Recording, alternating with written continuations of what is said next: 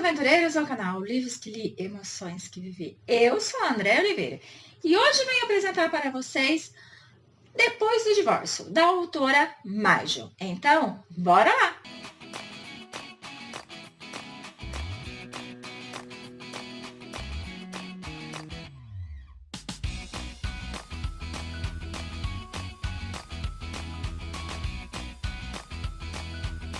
Cheguei, aventureiros, com mais dicas de leitura aqui para vocês. Então, venho apresentar Depois do Divórcio, que tem 256 páginas. Mas primeiro, gente, eu tenho que me redimir. Porque eu li essa história, porque eu vi a capa, eu vi o título, eu li a sinopse, gente, gostei, quero ler. Li e depois que eu fui perceber que fazia parte de uma quadrologia. Então, esse é o terceiro livro. O primeiro é A Nova Substituta do CEO, que eu já trouxe para vocês, que é o primeiro livro dessa quadrilogia. Porém, o segundo eu não li. Porque como eu li esse primeiro, falei, deixa eu começar do zero, aí eu fui ler o primeiro, tá? Mas não li o segundo ainda. Mas a própria autora fala que você pode ler separadamente, que não tem problema nenhum.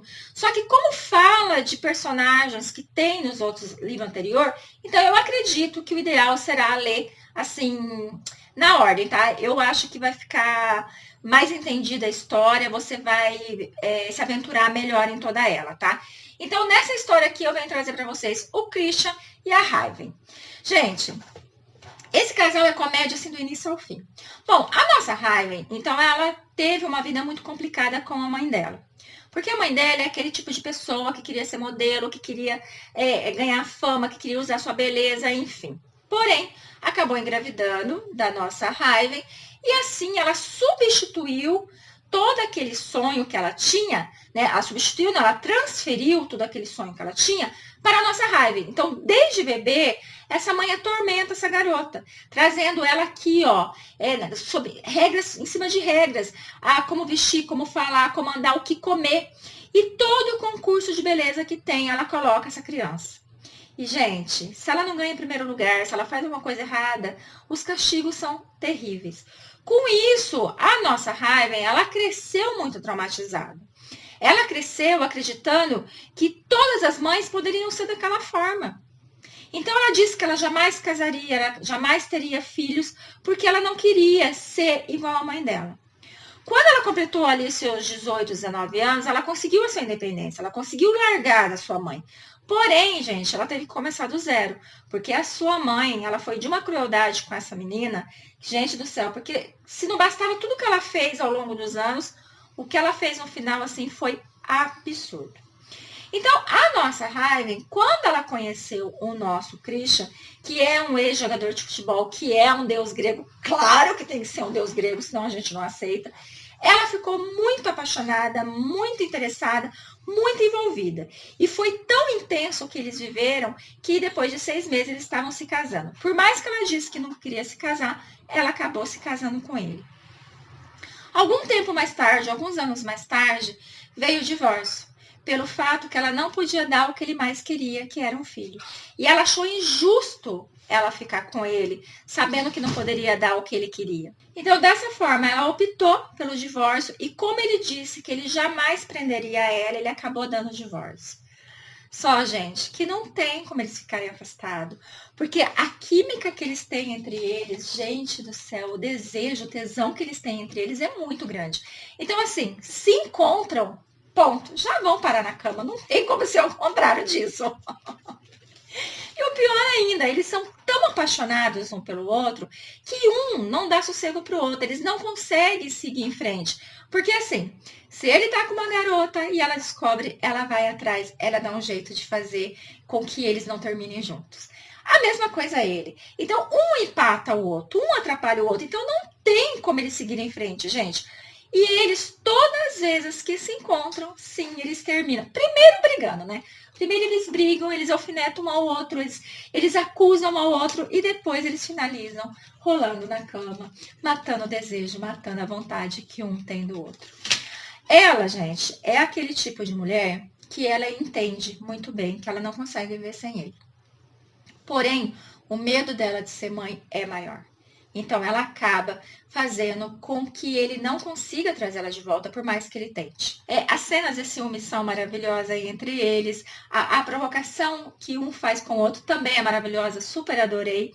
Só que com esse negócio de estarem sempre juntos, de estarem sempre transando, sempre brigando, ela acaba grávida. E aí que as coisas começam a ficar intensas. Porque até esse momento dela ficar grávida, eles estavam num período de quase reconciliação.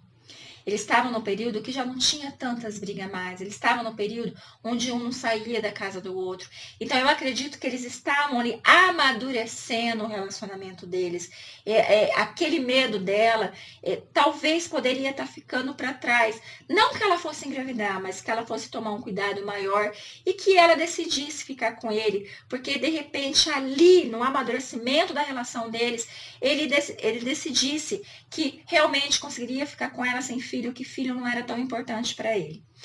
Quando ela se descobre grávida, então ela pensa em acabar com tudo aquilo. Só que ela faz ela tem um ato que ele entendeu de outra forma. Porque assim, eu vou dar esse spoiler para vocês, porque se eu não der esse spoiler vai ficar meio confuso. Quando ela descobre que tá grávida, então ela entra em desespero, ela começa a ficar recolhida dentro de si mesma, ela começa a relembrar tudo que ela passou, lembrando que a mãe dela é viva, ela não tem uma relação boa com a mãe dela ainda. Então ela acaba fazendo o quê? Ela acaba decidindo pôr um ponto final e vai atrás dele, porque ela acredita que ele tem que saber a verdade. E aí ela vai, conta, claro que ele não vai receber muito bem, claro que ele vai surtar, claro que o negócio vai ficar feio entre os dois. Mas depois que ele se acalma, depois que ele analisa toda a situação, ele percebe o seguinte, que é algo que eu percebi desde o começo. Se ela realmente quisesse fazer isso, interromper aquela vida, ela não teria contado para ele. Ela teria voltado para os Estados Unidos, porque eles moravam lá, mas aí ele veio para cá por conta do Rafael, que é o personagem lá do primeiro livro. Então ele veio para o Brasil e ela veio junto, né? Então ela teria feito o quê? Ela teria voltado para os Estados Unidos. Ela teria interrompido essa gravidez, porque lá eu acho que é mais fácil do que aqui, né? E teria voltado como se nada tivesse acontecido e vida que segue.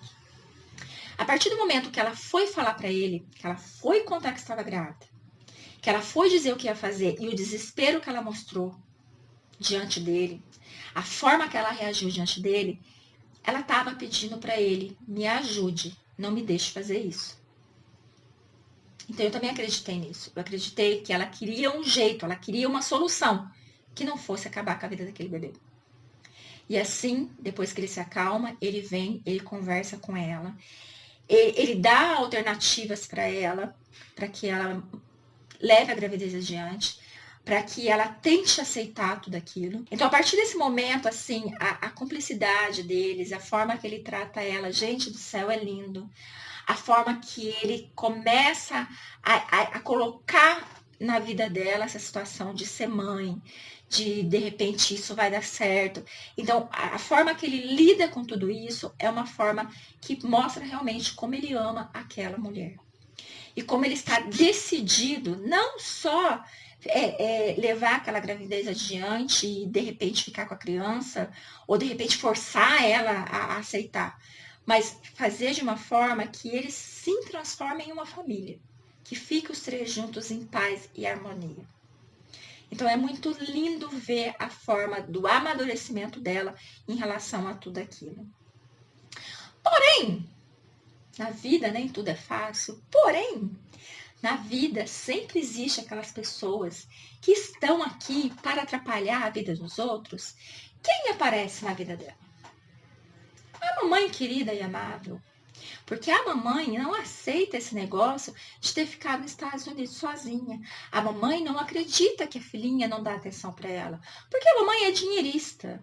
A mamãe é aquele tipo de pessoa que ela não gosta da filha. E, gente do céu, se vocês verem a forma que ela lida com ela, agora que ela é adulta, a forma que ela fala, o olhar que ela dirige para essa filha, é algo assim assustador. E aí ela vem pro lado do Christian também. Porque como ela sabe que o Christian é um homem rico, então ela vai para cima do genro, né? Acreditando que já que a filha é tão sem coração, de não querer saber dela, mulher cretina. Então, ela vai atrás, né, do genro amado e querido. Porém, gente, o que ela não sabe é que esse homem ama tanto essa mulher, tanto, que ele é capaz de qualquer loucura. Por mais que a nossa raiva fala, deixa que eu resolvo tudo, eu não quero que você se meta nessa sujeira toda, que é a vida da minha mãe e a minha entrelaçada, ele não fica quieto, gente. Ele fala, não, eu vou me meter, porque essa mulher não vai atrapalhar a sua vida, não vai atrapalhar a minha vida. E eu não quero essa mulher perto de você, muito menos perto do meu filho. E aí ele tem que agir, gente. Ele tem que agir de uma forma que a mulher entenda que ela não é bem-vinda. Então vai terminar de uma forma muito bonita, assim, que é uma forma que a gente, claro, que torceu desde o início ao fim. Então eu vou deixar vocês com esse terceiro livro, né?